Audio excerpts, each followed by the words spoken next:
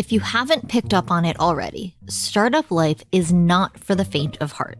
Starting, managing, and growing a small business is a feat that few can check off their bucket list.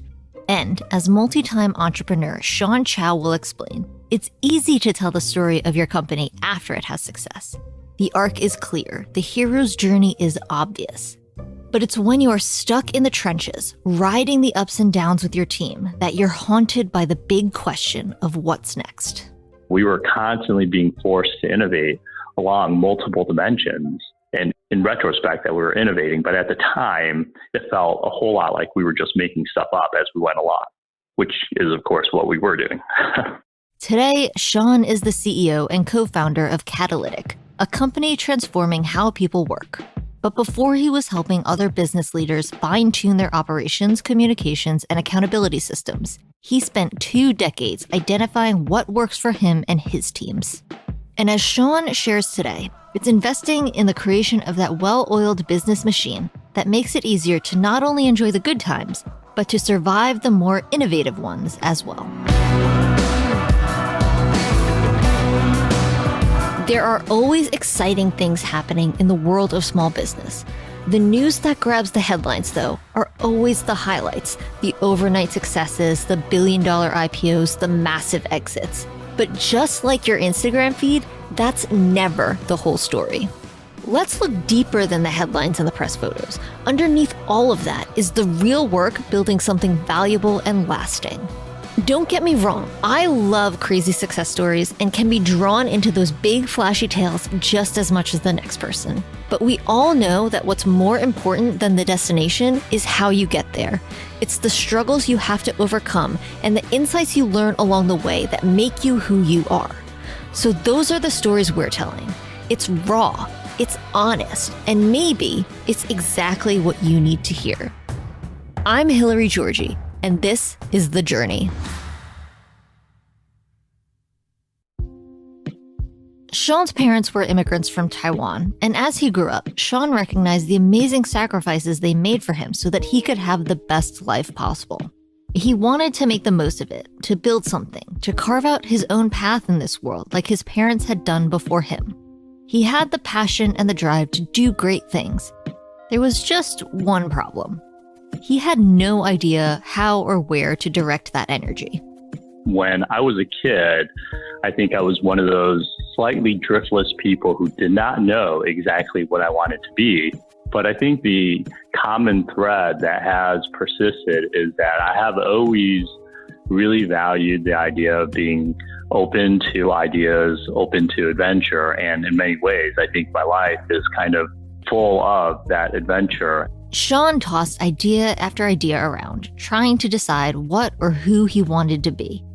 It wasn't until he found himself in college, deep in pre-med studies, that it became clear what he was truly passionate about. I was, again, in that kind of, slightly driftless type of state where I was going down this road where I thought I would really want to be a PhD, MD researcher and an undergrad. And I had done all these things in preparation of essentially life as a scientist or an academic. And I started to spend a lot of time around this, new thing at the time, the web. And my mentor, who I had met mainly because he said, "Hey, Sean, your roommate, I know, and he told me that you're into this thing called the web. Can you come by here and talk to me about it?" And I talked to him about it. And he's like, "This sounds awesome. I'll hire you as a researcher on the web. And, I'll pay you for this." Sean began getting paid to research new and interesting applications. His hobby had become his job, and the passion he had for what he was doing was hard to ignore. His mentor pulled him aside. He said, "Sean, I know you're going down this route here of science and research and being an MD, but I think you have a real passion for technology. And I think it'd be a shame for you to waste that passion. So you need to really double down and dig into this." And that's exactly what Sean did. Taking the advice of his mentor, Sean directed his passion, energy, and focus into technology, even starting a small consultancy with a friend entirely focused on web technologies. From there, I got a job at Anderson doing technology consulting and very quickly realized, you know what? This consulting thing is really cool because I get to see a lot of different things. and I get to learn a lot of different things and so forth, but ultimately not super satisfying for me as someone who really wanted to build something. So I knew I wanted to go into an actual product company, and that opportunity came around toward the end of 99. As a consultant, Sean didn't have the opportunity to see projects all the way through. He was a constant outsider to the companies he worked with. He began looking for new opportunities, and that's when he met Jay Shakavat, the founder and CEO of Fieldglass, a vendor management service. Jay was looking for a founding CTO who could help him build out the team and technology of Fieldglass, and Sean fit the bill. It was a unique startup experience in that Jay was an expert in the VMS field already. But even with industry knowledge and a game plan, they still faced many challenges, including large-scale problems that were completely outside of their control. We were bookended by 2 horrible recessions. So we started in 2000, which was a horrible time to start a startup. And then we lived through the 2008 recession as we were trying to do a major transaction that ended up falling through. So that was just a horrible macro event that we had no control over. And that's actually an incredibly important lesson for a lot of startups. All the macro events are things that you can't control. So your only ability to think about them is within the realm of things that you can control. Can you control your cash flow so that you can kind of outlive whatever the macro event is, or what is a macro event and how do you react to it? Because you certainly can't control it and you can't anticipate it. Rather than dwell on the things that they had no power over, Sean and his team focused on what they could control. They built sustainable systems within the company that kept their teams connected, accountable, and efficient even in the worst of times. One of the unique things about a startup that people don't fully appreciate, one of the few places where you start life essentially as a failure. You have no money, you have no product, you have no people, and you're trying to go up against all these people who have much more of all those things, and somehow you have to end up making it successful. And so one of the interesting things as a startup is you're perpetually in failure prevention mode in the early days. For me, I think a lot of the moments of failure revolve around feeling like we're either letting down our customers, letting down our employees, or letting down our investors. Now, the overall arc of a startup is that you are basically constantly struggling and bouncing between these 3 incredibly important constituents to just keep the ball, rolling on all of them. Sean knew that he wasn't perfect, that the company didn't operate like an expertly fine-tuned machine, and that he'd never be able to strike that exact right balance between customer, employee, and investor. No company can. But he could be perfectly honest every step of the way. Key for me is transparency. And a evolution of my career is in the early days, especially as a consultant, you feel like part of your job is to always look like you're prepared, right? But now as an entrepreneur who's gone through multiple entrepreneurial journeys, I feel like the thing that has served me better in almost all these cases is just honesty and transparency and a commitment to actually working through all the issues that pop up. That's an approach I've taken with everyone, investors, with customers. We're not always going to do the right thing. We are going to make mistakes. We can't not make mistakes, but what we can do is always address them. We can always be honest about them, and then we can always make sure that we aren't making the same mistakes over and over.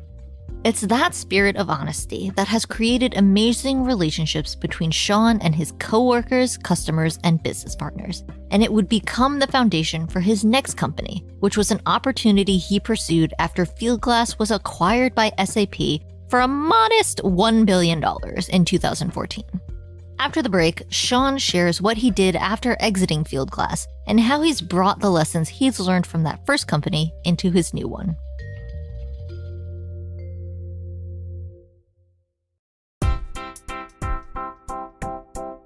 As part of Salesforce's continued commitment to small businesses, they've recently announced Salesforce Care for Small Business, a combination of free products to help during the COVID-19 crisis. New customers will get 3 months free access to out-of-the-box CRM Salesforce Essentials and Analytics Solution Tableau, as well as 6 months free access to collaboration tool Quip. Now, more than ever, small businesses need the right tools to connect with their customers. Salesforce is here to help. To learn more, visit salesforce.com/thejourney.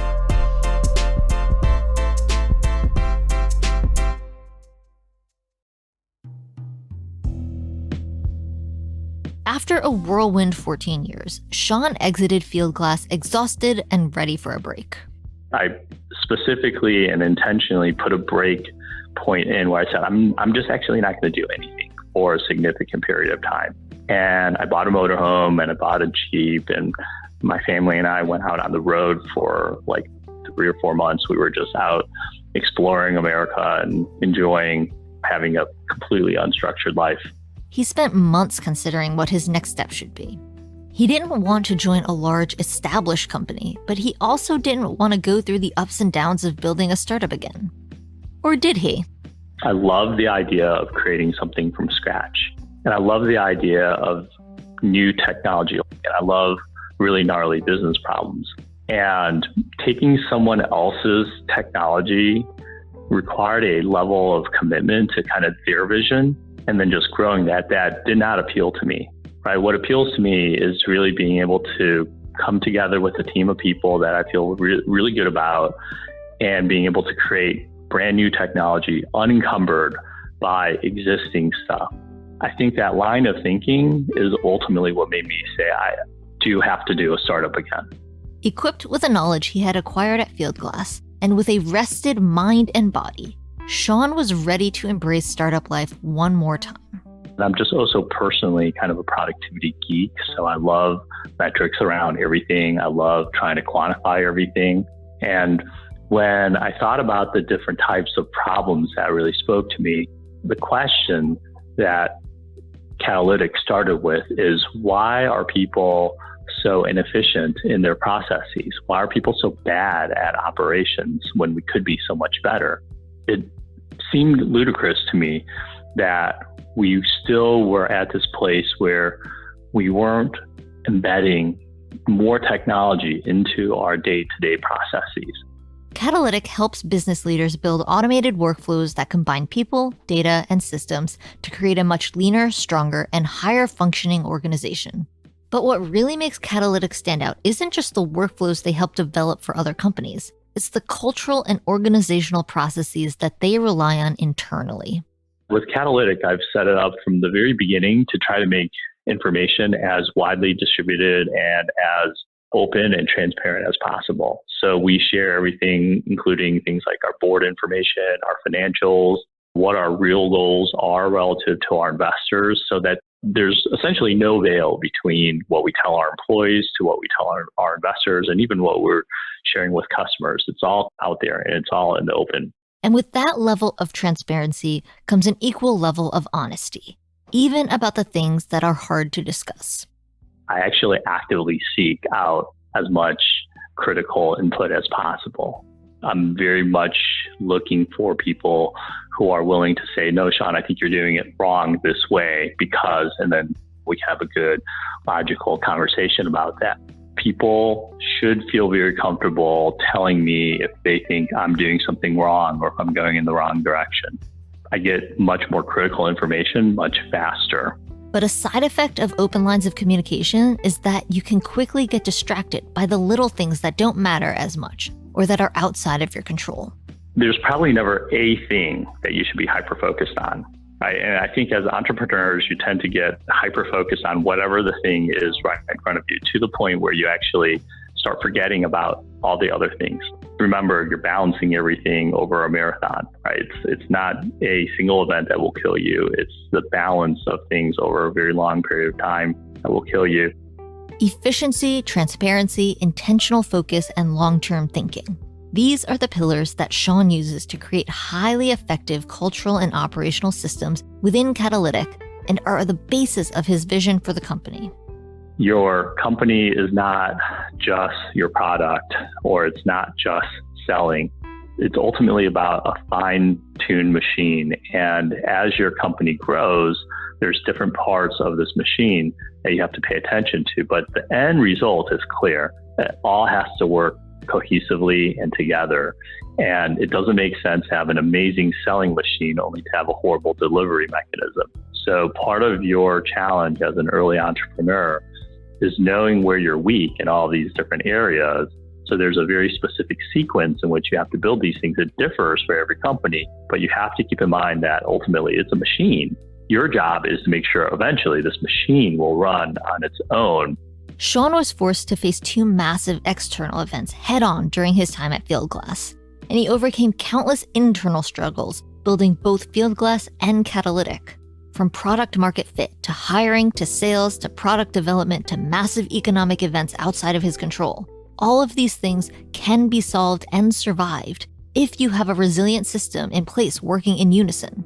It's that force multiplier effect. As an individual, I can only do so much, but if I can actually get other people to help with that, pushing the rock up, we can push up a much bigger rock, up a much bigger hill. Whether it's confronting a large-scale crisis or figuring out which logo to use on your company's website, building a company that can survive the bad times and thrive in the good times starts with your systems and your team. In the words of Billy Beane, the Oakland Athletics executive vice president, quote, "Every business is a living document, an algorithm that needs to be improved. Just as you grow and change throughout your life, so too does your business." Sean grew into the man he is today and changed his path a few times until eventually he created a life that he is proud of. He created his own algorithm for the American dream, but the algorithm keeps changing and can always be improved. That's true in business as well. All you have to do is look at every business decision you are faced with as an opportunity to improve your algorithm and build something you're proud of. And eventually, success will move from being a dream to becoming a reality.